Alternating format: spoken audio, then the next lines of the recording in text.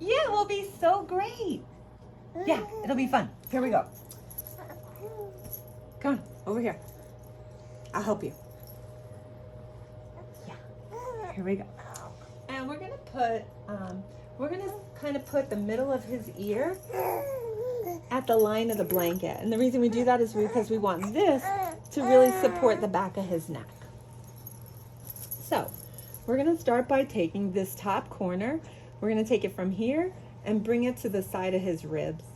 And once we do that, we'll take this corner and wrap it over, essentially making a pocket. I'll show you. This is gonna go here. And then this piece is gonna come up and over, creating a pocket right here where my hand is. Come on, Finn, roll over. There you go. Good job, buddy. All right, next step. So now we have a nice tight pocket here.